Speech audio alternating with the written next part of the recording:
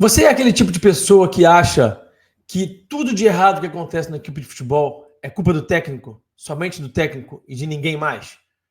Se você não é esse tipo de pessoa, com certeza você tem um amigo que é assim, uma amiga. Você vai mandar esse vídeo de hoje para esse seu amigo, para essa sua amiga. E aí, vamos falar de tática?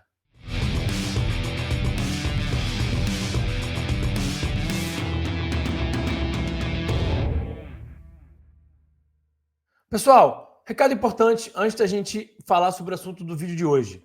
Deixa o like no vídeo. O like é muito importante para a gente que produz conteúdo. Então, não se esquece de deixar o like agora. Você, às vezes, deixa para o final do vídeo.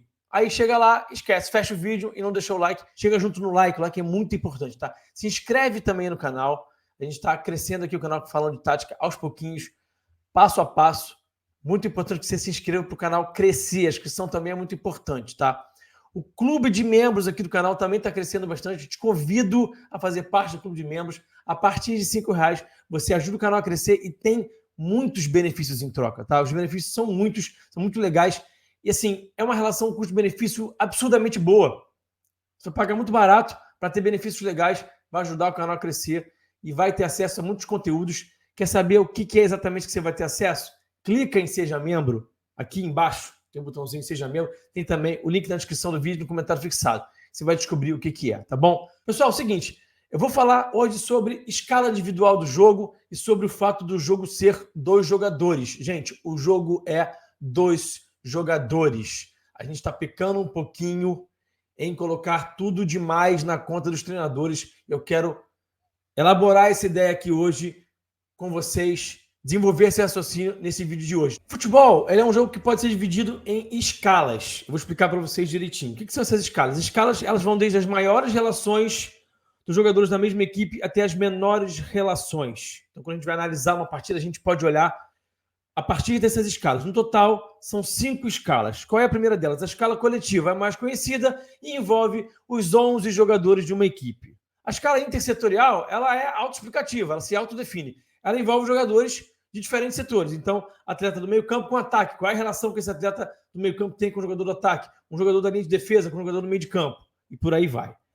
Escala setorial tem a ver com jogadores do mesmo setor, ou seja, todos os jogadores que compõem uma linha de ataque, uma linha de defesa, todos os jogadores de um meio campo, por exemplo, como é que eles vão se relacionar dentro do campo. Tem também a escala grupal. Embora ela tenha esse nome de grupal, ela é a relação entre 2 jogadores da mesma equipe, geralmente do mesmo setor, ou seja, 2 zagueiros da mesma equipe. Como é que eles vão se relacionar? Um lateral e um volante, um ponta e um meia, um centroavante e um ponta. Como é que esses caras vão se relacionar de diversas formas dentro do jogo, tá? E aí a gente chega na escala individual. Quando a gente olha para a escala individual, a gente está olhando para o jogador individualmente. Então, um coletivo organizado, feito de 11 ótimos jogadores, tende a prevalecer sobre um coletivo organizado formado por 11 atletas medianos. Por que eu estou falando isso? Porque tem uma ala da torcida do Flamengo que tende a sempre culpar o técnico por tudo. Quando perde, é o técnico. Quando ganha, são os jogadores. É estranha essa relação, né? Quando perdem, perdem todos. Quando ganham, ganham todos. Todos têm responsabilidade nas vitórias e nas derrotas.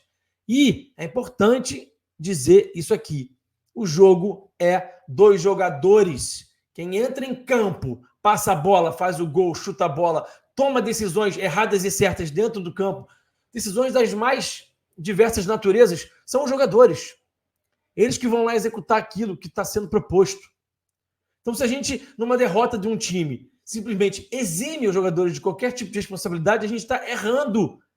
Errando muito, errando feio. Vou dar alguns exemplos para poder elucidar isso melhor para vocês, para essa situação ficar mais clara. Para o bem e para o mal. Vou até falar de um jogador que foi importante recentemente para o Flamengo, para o bem e para o mal. Flamengo e Botafogo, derrota por 2-0 no Maracanã. A estratégia do Tite foi perfeita. Ele identificou qual era a vulnerabilidade do Botafogo naquela partida.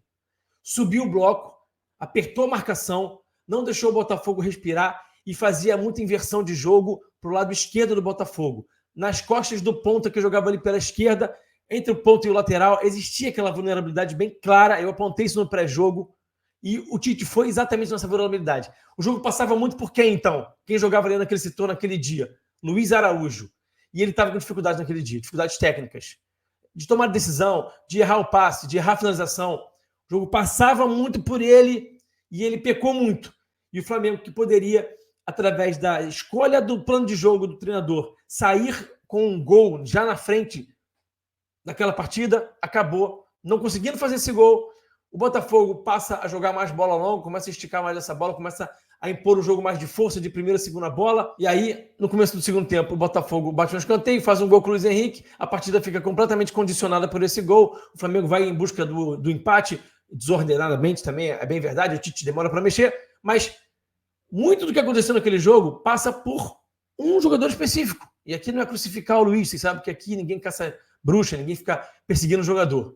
É uma constatação sobre algo que aconteceu naquele dia. E eu aqui normalizo muito o erro, vocês sabem disso. Errou, não estava bem. Segue o baile, segue o jogo, acontece, normal. Ninguém aqui é perfeito, ninguém é robô, então tá tudo bem. Para a gente dar agora um exemplo inverso, para o bem, ele entra no jogo contra o Grêmio, em que ele estava na reserva, primeiro jogo do Flamengo com os desfalques todos da Copa América.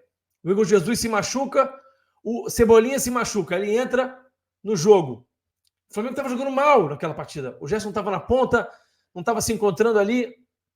O Tite bota o Bruno Henrique, bota o Luiz Araújo, o Gerson vai jogar de volante, o Luiz Araújo entra na ponta direita. Entra fazendo uma fumaça, um salseiro danado, recebe a bola, parte para cima, começa a ganhar os duelos em cima do Reinaldo, em cima da zaga. O jogo muda.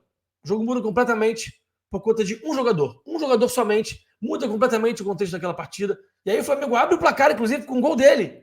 E aí tudo fica mais tranquilo naquela partida, o Flamengo se organiza, ganha confiança, a torcida vem junto, baixa o bloco, começa a jogar no contra-ataque, ganha a partida. Quer ver um outro exemplo interessante? A entrada do Alan contra o Bahia. Ele muda aquele jogo.